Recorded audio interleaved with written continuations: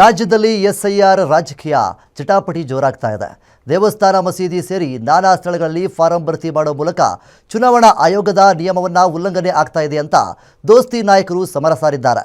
ಬಿಎಲ್ಒಗಳನ್ನು ದುರ್ಬಳಕೆ ಮಾಡಿಕೊಂಡ SIR enumeration ಮಾಡ್ತಿದ್ದಾರೆ.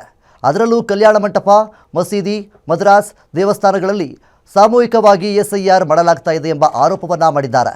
ಬಿಜೆಪಿ ಜೆಡಿಎಸ್ನಿಂದ ಮುಖ್ಯ ಚುನಾವಣೆ ಅಧಿಕಾರಿಗೆ 3 ಪುಟಗಳ ಸೇರಿದಂತೆ 18 ನಾಯಕರ ಸಹಿಯುಳ್ಳ ದೂರು ಸಲ್ಲಿಕೆಯನ್ನ ಮಾಡಿದ್ದಾರೆ.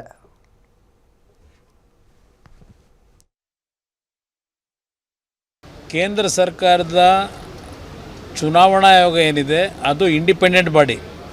ಚುನಾವಣಾ ಆಯೋಗದ ಸದಸ್ಯರನ್ನ ಭೇಟಿ ಮಾಡಿ, ಅಧ್ಯಕ್ಷರನ್ನ ಭೇಟಿ ಮಾಡಿ ನೆಸಿಟಿ ಬಿದ್ದರೆ ನಾವು ಪ್ರಹ್ಲಾದ್ ಜೋಶಿಯವರು, ಶೋಭಾ ಕರಂದ್ಲಾಜೆಯವರು ನಾವು ಭೇಟಿ ಮಾಡ್ತಕ್ಕಂಥದ್ದಕ್ಕೆ ಇವತ್ತು ಒಂದು ನಿರ್ಣಯ ಮಾಡಿದ್ದೇವೆ. ನಾವು ಎರಡೂ ಪಕ್ಷಗಳ ಮುಖಂಡರುಗಳು NDA ಪಾರ್ಟ್ನರ್ಸ್ ಏನಿದ್ದೇವೆ, ಕರ್ನಾಟಕದಲ್ಲಿ BJP ಮತ್ತು JDSನ ನಾಯಕರುಗಳೆಲ್ಲ ಜೊತೆಗೂಡಿ ಇವತ್ತು ಕಳೆದ ಒಂದು ವಾರದಿಂದ ನಡೀತಾ ಇರತಕ್ಕಂಥ ಈ ಒಂದು SIRನ ಪ್ರಕ್ರಿಯೆಯಲ್ಲಿ ಪ್ರತಿದಿನ ಮೊದಲನೇ ದಿನದಿಂದಲೇ ಪ್ರಾರಂಭ ಆಗಿರ್ತಕ್ಕಂಥ ಅಕ್ರಮಗಳ ಒಂದು ಪ್ರೋತ್ಸಾಹ ಕೊಡ್ತಕ್ಕಂಥದ್ದಕ್ಕೆ ಈ ಸರ್ಕಾರದಲ್ಲಿ ಇರ್ತಕ್ಕಂಥ ಅಧಿಕಾರಿಗಳು 31 ಜಿಲ್ಲೆಯಲ್ಲಿ ನಡೀತಾ ಇರತಕ್ಕಂಥ ಹಲವಾರು ದಾಖಲೆಗಳೇನಿದೆ, ಅಕ್ರಮವಾಗಿ ಕಾನೂನು ಬಾಹಿರವಾಗಿ ಈ ಒಂದು ಪ್ರಕ್ರಿಯೆ ನಡೆಯತಕ್ಕಂಥದ್ದನ್ನು ಇವತ್ತು ನಾವು ದಾಖಲೆಗಳ ಸಮೇತವೇ ಏನು ಒಂದು ಇಲ್ಲಿಯ ಕರ್ನಾಟಕದ ರೆಪ್ರೆಸೆಂಟ್ ಮಾಡ್ತಕ್ಕಂಥ ಚುನಾವಣಾ ಆಯುಕ್ತರಿಗೇನು ಕೊಟ್ಟಿದ್ದೇವೆ, CEOಗೆ.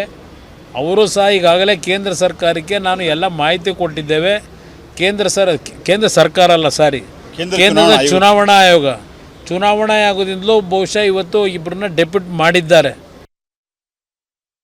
ನಾವು ಉನ್ನತ ಮಟ್ಟದ ಡೆಲಿಗೇಷನ್ನು 3 ಜನ ಕೇಂದ್ರ ಸಚಿವರು, 2 ವಿರೋಧ ಪಕ್ಷದ ನಾಯಕರು ಮತ್ತು ಹಿರಿಯರಾದಂಥ ಕಾರಜೋಳ್ ಅವರು, ಈ ರೀತಿ ಹಲವು ಪ್ರಮುಖರು ನಾವು ಇವತ್ತು ಬಂದು ಚುನಾವಣಾ ಆಯೋಗಕ್ಕೆ ತೀವ್ರವಾದಂಥ ಆಗ್ರಹವನ್ನು ಮಾಡಿದ್ದೇವೆ. ಮೊದಲನೇದಾಗಿ ಈ ರೀತಿ ಯಾರು ಮಾಡ್ತಾ ಇದ್ದಾರೆ ಅವರನ್ನು ಸುಮಾರು ಉದಾಹರಣೆಗಳಿದ್ದಾವೆ. ಆದರೆ ಗ್ರೇವ್ ವೈಲೆನ್ಸ್ ಆದಂಥ ಮತ್ತು ಉದ್ದಟತನದ ಉತ್ತರವನ್ನು ಕೊಟ್ಟಿರುವಂಥ, ವಾಟ್ಸಾಪ್ ಗ್ರೂಪ್ ರಚನೆ ಮಾಡಿದಂಥ ಮತ್ತು ಅನೇಕ ಕಡೆ ಸ್ಥಳೀಯ ಶಾಸಕರ ಭಾವಚಿತ್ರವನ್ನು BLAಗಳೇ ಹಾಕಿ ಪ್ರಚಾರ ಮಾಡ್ತಾ ಇದ್ದಾರೆ. ಇದರೆಲ್ಲದರ ವಿರುದ್ಧ BLOಗಳು ಹಾಕಿ ಅವರ ID ಕಾರ್ಡ್ಗಳಲ್ಲಿ ಸ್ಥಳೀಯ ಶಾಸಕರು ಈ ರೀತಿ ಬೇರೆ ಬೇರೆ ಮುಖಂಡರದ್ದು ಹಾಕಿ ಪ್ರಚಾರ ಮಾಡ್ತಿರುವಂಥ ಕಂಪ್ಲೇಂಟನ್ನು ನಾವು ಕೊಟ್ಟಿದ್ದೇವೆ. ಅವರ ಮೇಲೆ ಆ್ಯಕ್ಷನ್ ಆಗಬೇಕು.